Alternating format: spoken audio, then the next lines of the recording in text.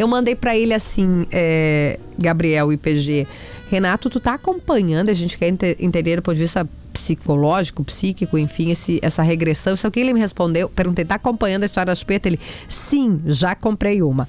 Renato, seja bem-vindo, bom dia. Bom dia. Tô tirando a chupeta para poder falar com você. Cara, ô Renato, me pergunta objetivo, o que é isso? O que tá acontecendo? Nós estamos na mesma linha do bebê reborn. Nós estamos numa trend. Então, se você parar para pensar, por que eles estão usando chupeta? Para aliviar a ansiedade? Não. As chupetas estão, inclusive, custando alguma coisa em torno de $75. Oi? Na China já existem em lojas especiais para vender chupeta. Já tem chupeta com pedrinhas, já tem chupeta... Na verdade, é uma trend, né? É uma trend dessa era que a gente vive hoje, que é a era que a gente tem chamado a era do narcisismo. Acho que nunca, né, se buscou aparecer tanto e demonstrar tanto. Então, as pessoas têm perguntado, a chupeta alivia a ansiedade de fato? Chega a ser ridículo, porque como isso está aparecendo agora na mídia, né, como virou uma trend, em TikTok você vê um monte de coisas assim, não que eu veja TikTok até, mas eu tenho informações. Né? Tenho até amigos que vêm. Olha, eu nunca vi isso, mas ouvi falar que né, tem amigos que então, a gente acaba, eu trabalho muito com contabilidade, sou adolescente, pesquiso muito sobre isso, e eu, de fato, assim, não passa de uma nova... Daqui a pouquinho você não vê mais nada de reborn praticamente. Não, bebê reborn já foi. Desculpa, Renato, a gente tá com os cortes na ligação. Eu vou fazer a mesma pergunta que eu havia feito pro Aode na entrevista anterior, se por acaso tu não tá no Viva Voz. Se tiver, puder tirar do Viva Voz, a gente vai te ouvir com mais qualidade. Tô no Viva Voz, mas então a gente vai ter que ligar de novo. Eu tô no computador. Entendi. E se ligar de novo, a gente consegue falar contigo direto pelo celular? Claro. Tá, então manda ver. Vamos fazer, a gente vai fazer isso. Enquanto isso, a gente discute entre nós, para voltar no tema. Olha que interessante, a gente estava levando para um lugar de conforto, mas ele está dizendo, não, é um lugar de trend, de pertencimento. Porque se tá todo mundo comendo morango do amor, se eu não comer o morango do amor, eu não tô dentro do hype, né, Gabriel? Inclusive, duas trends aí que unem os dentistas, né, Kelly? Porque é uma coisa impressionante o número de pessoas que estão indo ao dentista por causa do raio do morango do amor. Cara, o morango do amor, quando tu morde, a sensação que tu tem que vai ficar um dente ou mais de um ali, e depois ele entra profundamente no dente, que não há unha suficiente para tirar. É um negócio que aquela... Não há. Mas sabe que o Renato toca num ponto fundamental, que é isso, já tem chupeta custando $75, né? Isso dá o quê? R$450, né? Meu Deus. Então tem chupetas com pedrinha, chupetas decoradas, chupetas, quer dizer, começa a virar... né, PG? O quê? Todo dia de manhã sai de casa um malandro e um otário. Isso. Quando eles se encontram na rua, sai negócio. Renato, é isso aí? Oi, cheguei de volta. Tá, o Gabriel tá dizendo que sempre tem alguém, né, um pouco mais esperto que vai vender a chupeta por, não sei, $70 e alguém que quer pertencer porque tá disposto a comprar para poder fazer a foto. E eu acho que o que o Renato traz, Kelly, que eu acho que é importante a gente tentar entender que é o seguinte, tanto o bebê reborn também é um fenômeno que algumas pessoas inauguram com muitas vezes um interesse comercial também, né?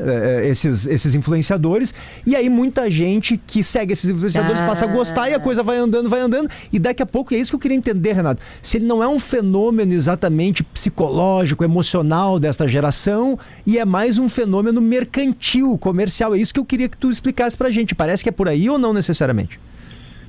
Sim, mas o mercantil pega você numa fragilidade psicológica, claro. No momento seu que engata.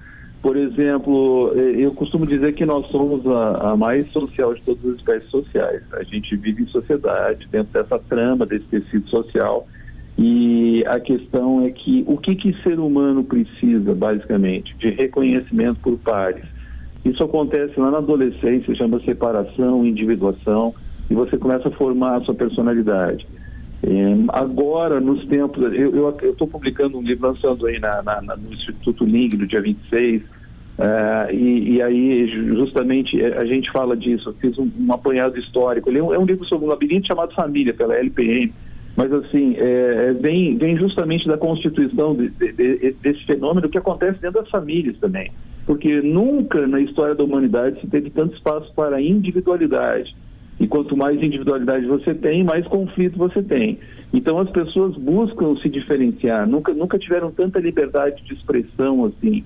E buscam a diferenciação, né? Ao mesmo tempo que buscam a diferenciação, se identificam com coisas que podem ser bizarras e estranhas, é como se estivesse levantando uma bandeirinha, eu estou aqui, eu existo.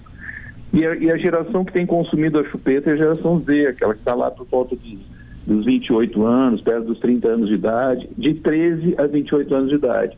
Quando pega a adolescência, a gente até entende que tudo bem, adolescente faz coisas mesmo para chamar atenção, adolescente se identifica com coisas que são diferentes, só que essa galera lá perto dos 20 já está numa adolescência tardia. Perto dos 30. E que também tem outro fenômeno social, a gente sempre tem que entender numa linha histórica isso, né? Está numa adolescência tardia também, porque a adolescência, até por um fenômeno complexo, ela está se estendendo hoje. Os nossos filhos saem de casa hoje por volta de 30, na média 32 anos de idade, parece. Né? Intervalo entre 30 e 34 anos de idade que a galera está saindo de casa. Saindo de casa para abrir mão do conforto da família, até então eles são hóspedes praticamente. Então a gente tem um certo fenômeno adolescente, tem uma estratégia de mercado, alguém vendendo ideia, alguém vendendo diferente, e essa galera toda embarcando aí, né? Embarcando para buscar justamente isso, esse pertencimento, né? O pertencimento, a diferenciação. Isso aí, daqui a 2, 3 meses, ninguém mais vai estar falando desse negócio de novo. Aí já vai ter alguma outra coisa aí. Tipo o morango do amor aí, né? Também, que aliás eu acho que eu nunca comi, mas deve ser uma grande porcaria, porque morango é um negócio que não tem gosto de nada. Vai, Gabriel. Ô, Renato, a gente já viu outras modas, né, que remetem à infância. A gente estava falando do tal do Labubu, desses livrinhos de colorir e tal. Qual é a linha que separa a nostalgia ou que revela mesmo algo mais profundo sobre a forma como os adultos estão lidando com a vida? Porque outro dia mesmo estava muito frio aqui em São Paulo, me bateu uma vontade louca de comer um cremogema. E aí eu fui no mercado, comprei e me senti muito confortável. Eu preciso me preocupar? Olha, eu não sei nem o que é isso que você comeu. É um mingauzinho de chocolate que a minha mãe fazia para mim na infância. Cara, o Nescau é isso aí, né? Vou fazer um merchan aqui, mas a gente se sente confortável. Não tem nada a ver. Não é nada problemático, então, pelo contrário, né? Isso é uma forma de uma certa maneira, até de matar a saudade, de coisas bacanas. Não. Nós estamos falando de coisas fugazes, coisas que não duram, coisas que envolvem consumo.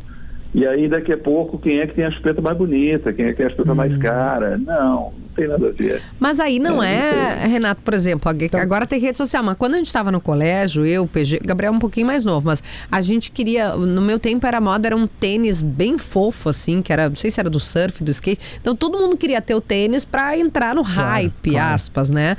A gente queria pertencer, isso que tu tava falando. Na época era a mochila da Company. Isso, pertencimento, reconhecimento pelos pares. Isso não sempre existiu, mas aí as redes sociais tornam até sempre, mais rápido? Não, isso sempre existiu em adolescentes. Você vê que na transição de uma geração para outra, sempre houve conflito de geração. Faz parte da adolescência, isso é lindo e bonito, faz parte da adolescência, transgredir, faz parte da adolescência, questionar, e grande parte dos movimentos revolucionários no mundo tem a ver com esse ímpeto jovem da juventude. Lá no final dos anos 60, o movimento estudantil na França, o movimento feminista da Simone de Beauvoir, sempre teve isso, e os adolescentes sempre engajaram muito nisso. Tanto que acontece? Assim, muitas vezes a gente vai com a idade abrandando esse ímpeto, porque o adolescente é o que tem, é um questionador pela própria natureza, ele questiona, ele precisa questionar para, inclusive, formar a sua identidade. Né? E uma adolescência saudável, que a gente considera, é aquela adolescência que vai lá, que ela questiona, que ela transgride, que ela pega elementos de fora, elementos de dentro da família, ela dá um giro de 360 graus, porque 180 graus fica tudo de cabeça para baixo. Nos 360 graus ele vai e ele constitui a sua personalidade. Os pais às vezes se assustam que o adolescente, por exemplo, pais de esquerda, às vezes o filho vira de direita, pais de direita, o filho vira de esquerda, apavora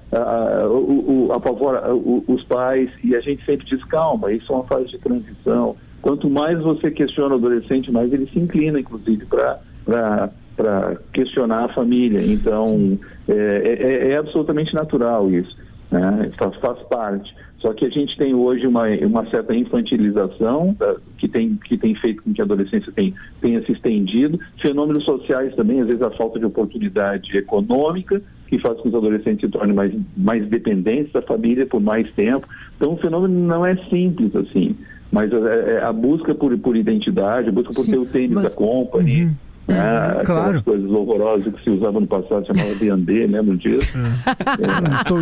Estojinho da Pacalolo. É verdade. Mas, Renato, tem um aspecto que eu queria que tu abordasse também, que é o seguinte, além dessa situação, claro, concreta de que os jovens querem sempre estar adaptados e alinhados ao seu grupo, né?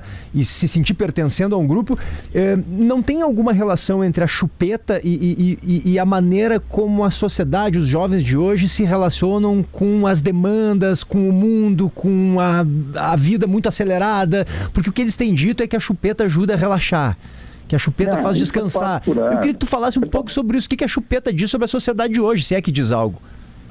Não, eu acho que você ouviu falar também de por que tinha bebê reborn?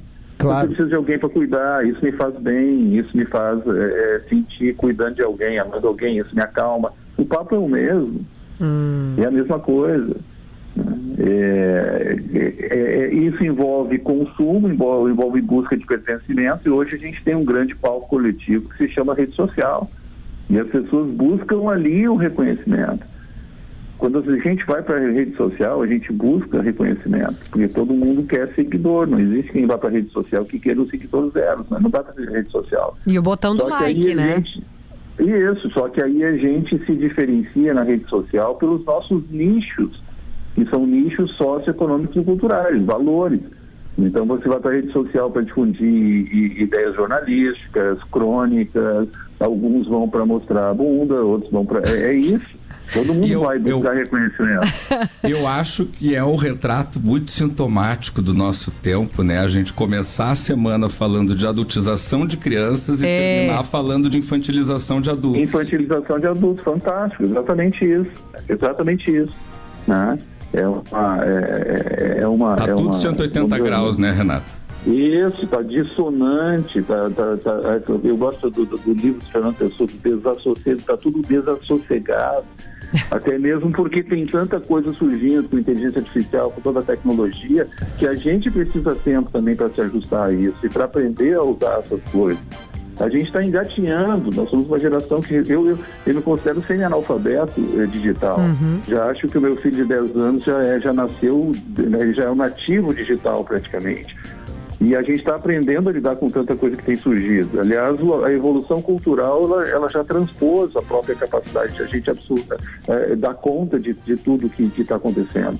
Então é muito elemento, é muita informação e a gente busca pertencer, de fato. Renato Caminha, psicólogo, mestre em psicologia, um autor maravilhoso, palestrante, terapeuta, educador parental, é tudo, né?